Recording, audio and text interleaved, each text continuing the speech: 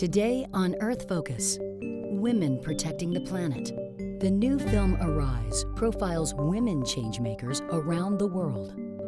Lori Joyce and Candace Orlando, mother-daughter filmmakers, and producer Molly Ross on these inspiring women. Coming up on Earth Focus.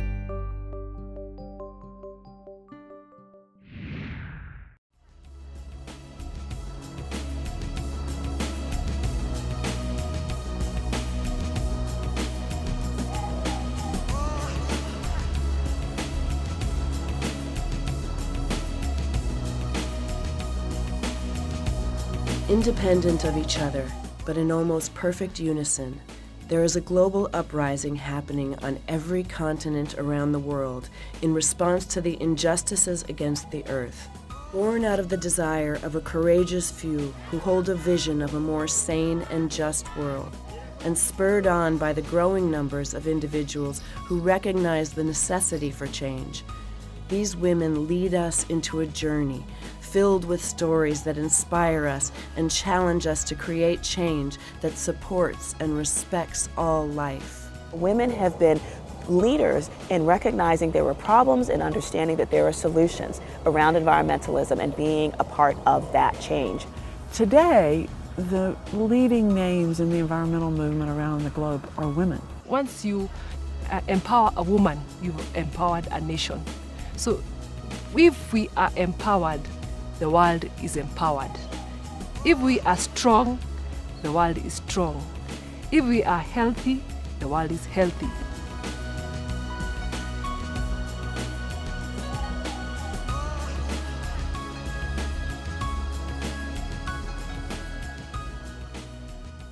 We had a lot of fun selecting the women in this film, and we had a number of criteria. We were looking for all ages. So we have one woman who's probably in her mid-20s and one who's over 80. You know, we really had to focus in on who we believed were really out there making a statement and using their voice to create change. I think that this film really shows that. The concerns of a woman in Africa and a woman in America and a woman in Ecuador are very similar at core. We're concerned about the next generation. We're concerned about this gorgeous planet that we live on and what's going to happen to it. We're concerned about clean air and clean water and how we're going to find our food sources and how we're going to feed our children and feed them so that they grow up to be healthy.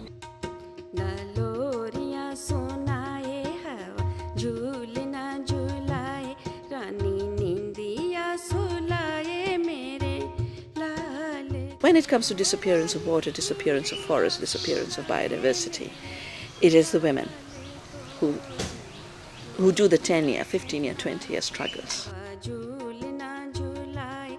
Vandana Shiva, the founder of Navdanya farm in India, is standing up for the rights of farmers, biodiversity, and water.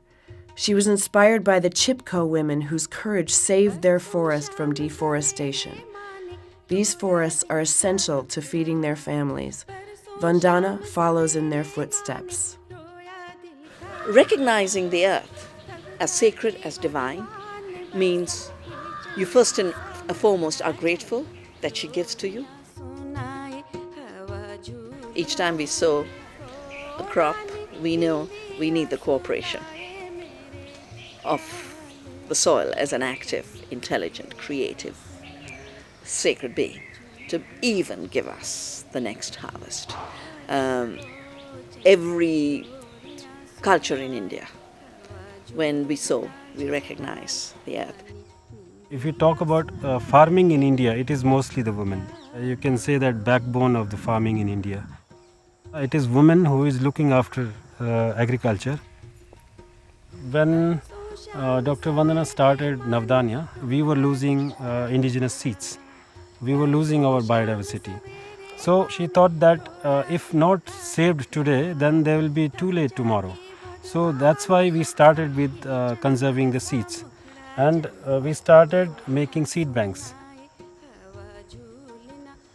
These are called community seed banks. because these are not owned by any individual, but these are owned by or looked after by the communities. There are seed keepers, those who keep the seeds. Through these seed banks, we are not just conserving the indigenous seeds, but we are also multiplying these seeds. So, and these seed banks are really helpful in making farmers self-sufficient. So my heroines that are on the screen, I was drawn to their stories because they are voices that aren't normally heard, and you know, we see a lot of male influences throughout the world in the environmental movement and most of the movements, and these are women and minority women talking about what we're doing to the earth and how it's affecting them, their communities, and their children. We want audiences to be inspired, to be energized, to be passionate, to be ready to go and find their own inner core, their own leadership strength, and to put that to work on behalf of the planet.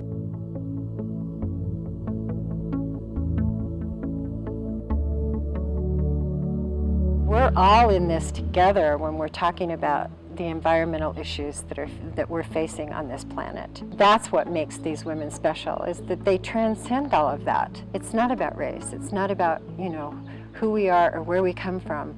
It's about how we're going to leave this planet for the next generations to come.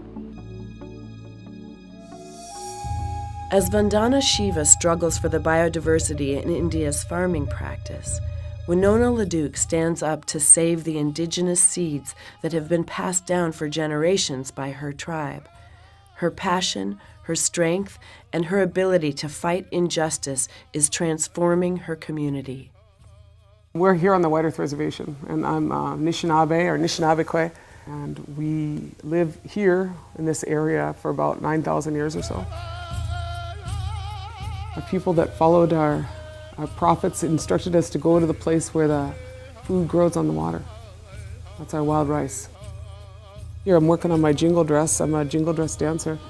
Sort of our healing dresses that we have for our ceremonies. We have a lot of different ways that we're instructed to doctor our people. Our women have a significant role, you know, in our communities. Whether it's as those who keep our cultural practices, or those who are essential to decision making, those who are in charge of the water. And you know, we have our own ceremonies.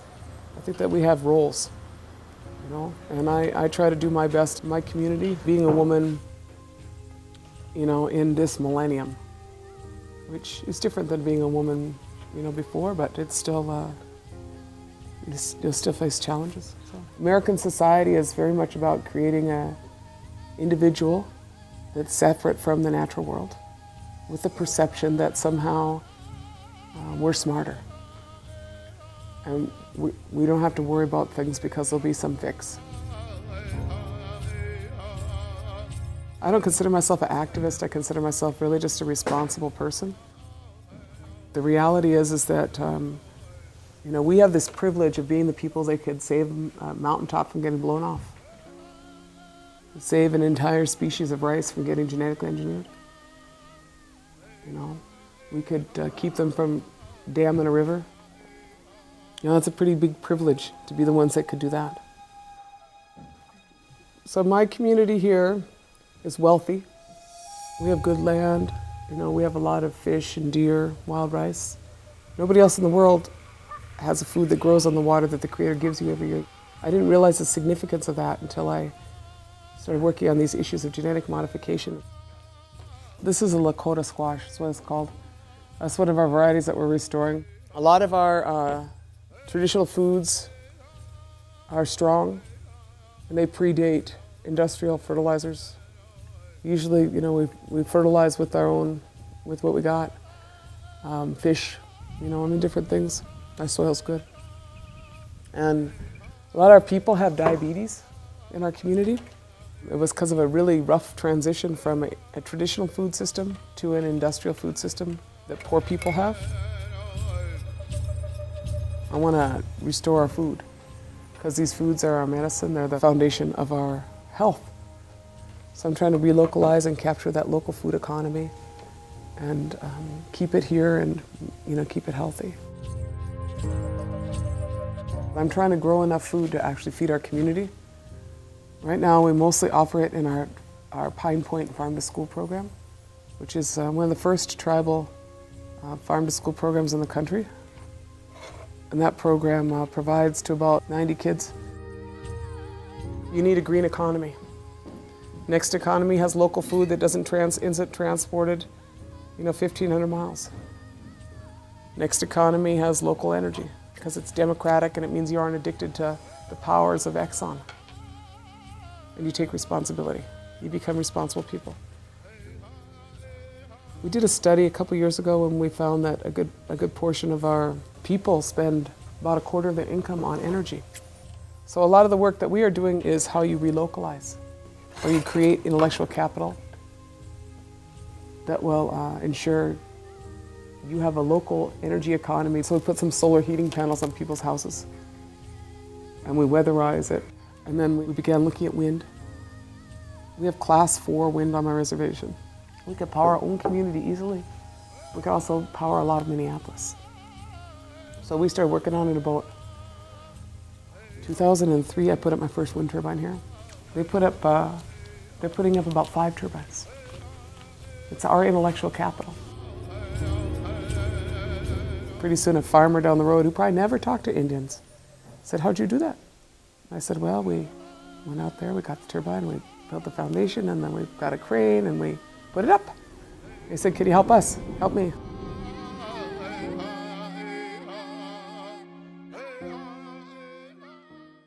The main thing that drives these women is passion and a commitment to the earth and a love for the earth. They love to get their fingers into it. They love to make a difference. They love to work from a position where they are and make something better than it was. I don't know that they have something that is different from everyone else. I think that's a seed that is planted in all of us, that given the right water and the right motivation and inspiration, we can all become leaders like that from our own perspective. And I think that's the beauty of watching these women, and I think it's one of the things that people gravitate to in this film, because they can see themselves. They can see themselves and they can say, well, if she can do that, I can do that. Whether we like it or not, sometimes it is up to us women to start and make that change, if for no other reason, for ourselves first, our children, our families, because we can do it. It's part of our divine design. We're made that way.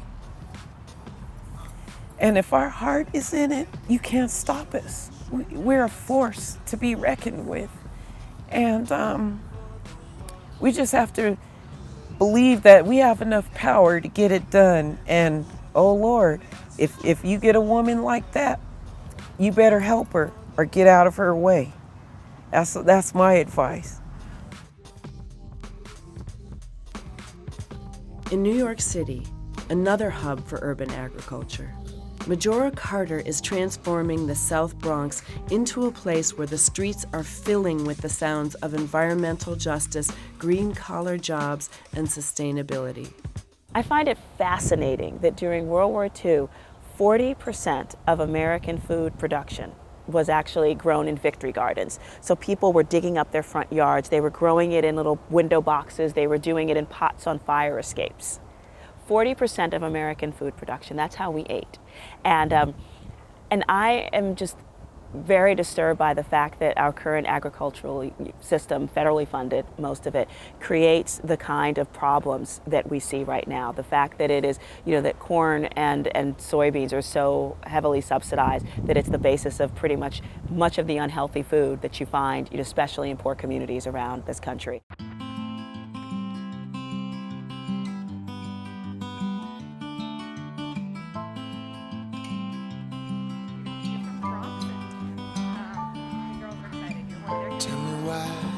my heroes. Hi!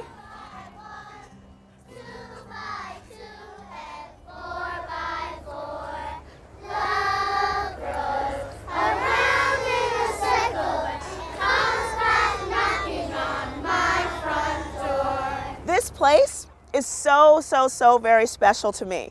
It's even more special when there's lots of beautiful little children in it, because I saw you before you guys all sat down nice and neat and orderly, and I noticed you were all playing, and that's exactly why I wanted to make sure there was something like this in this neighborhood. This was a dump, and had it not been, you know, for my big dog, my dog Xena, who I wish I'd brought to meet you, about 80 pounds, literally pulled me into this place.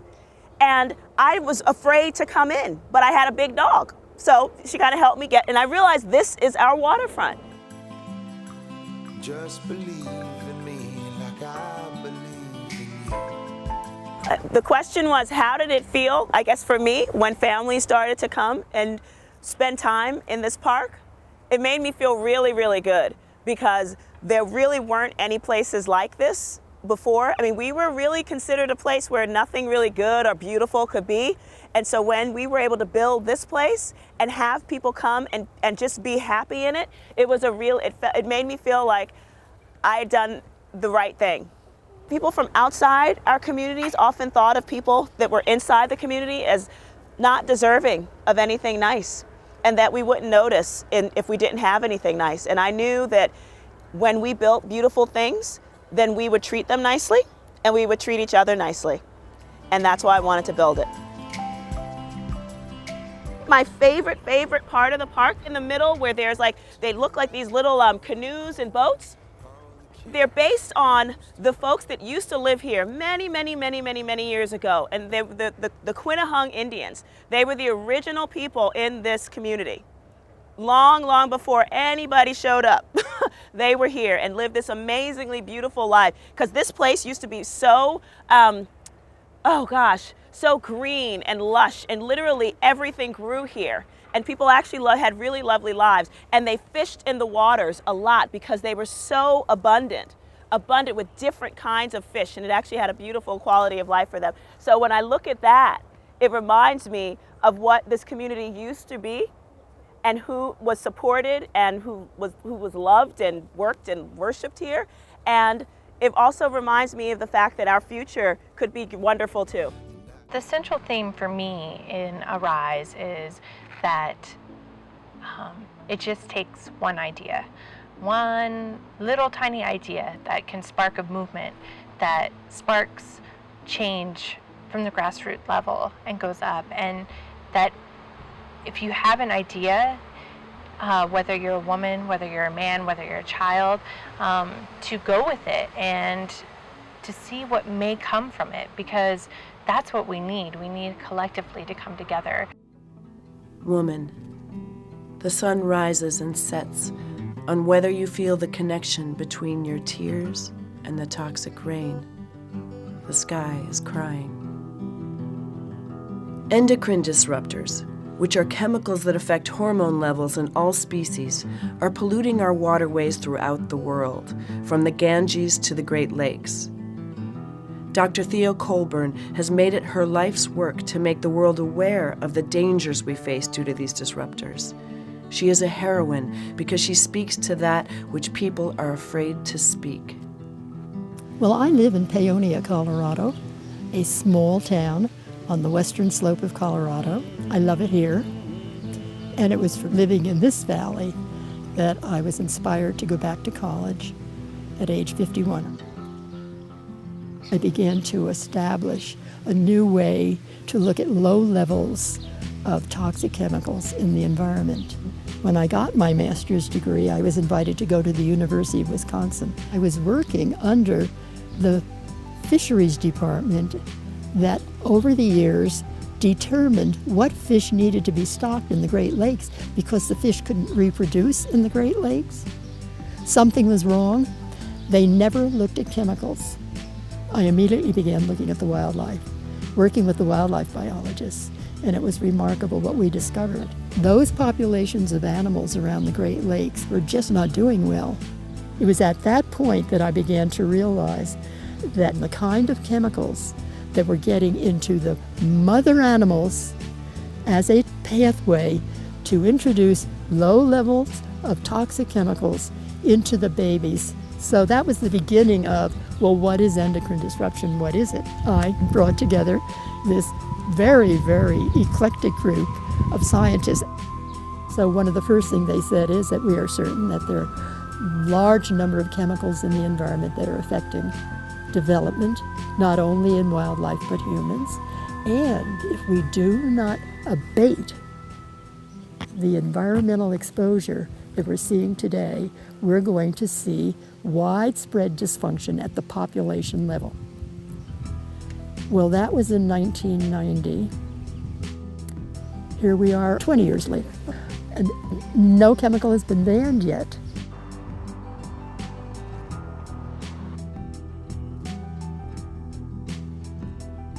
On the day that the doctors told me I could not go back to Washington to work, Gunnison Energy Corporation announced that they had got permits to drill on the Grand Mesa, which is the big flat top mountain that provides water for everyone on that side of the valley.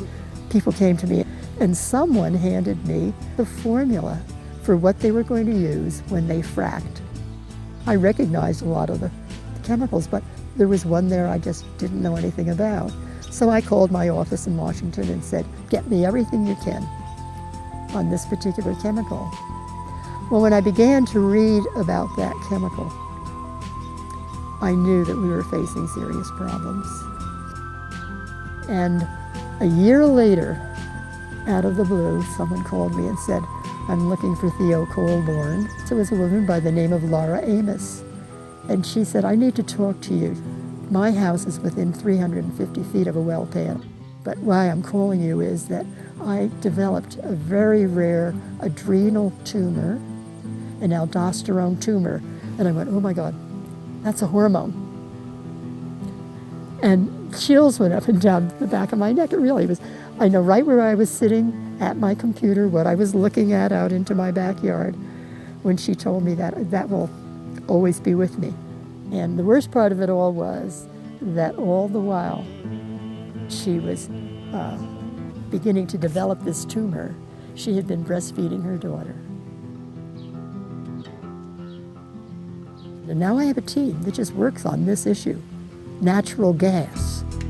So what we have discovered is that people immediately begin to show all the symptoms of exposure to these nasty chemicals that are coming up with the methane in that natural gas. Air pollution is the big problem. It's the air, the minute you start breathing the air. Think of children.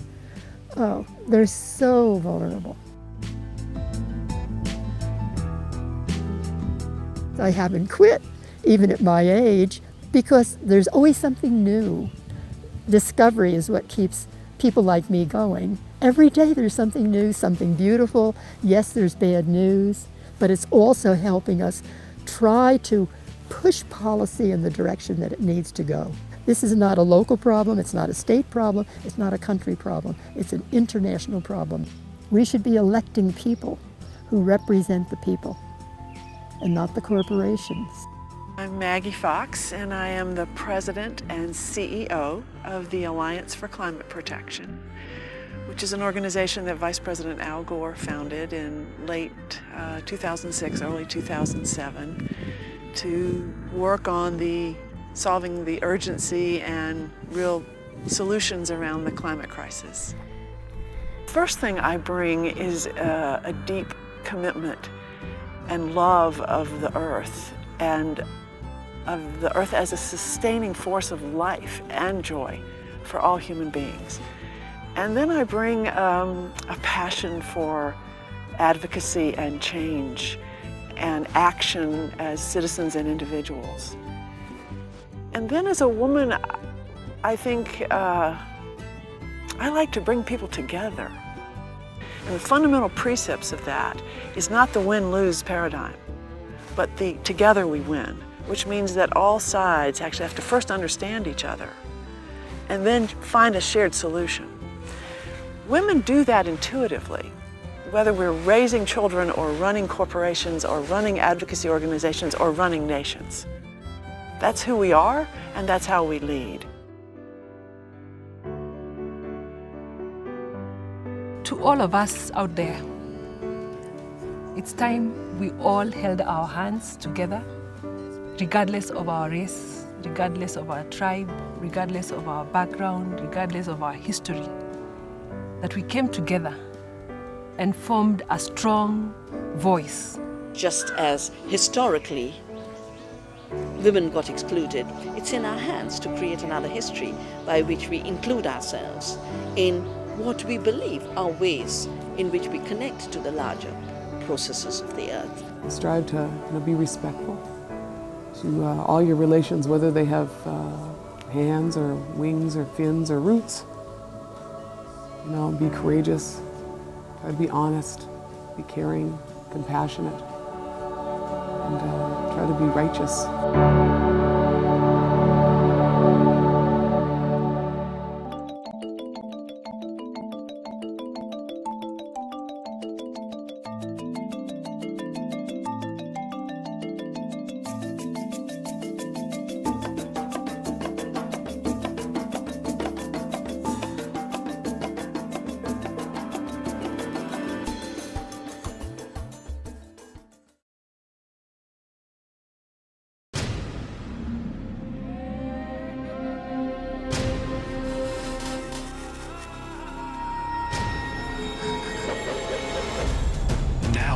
Airwaves, a global channel of uncompromising stories.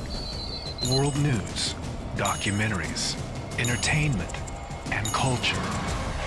Link TV, connecting you to the world. For more information, visit linktv.org.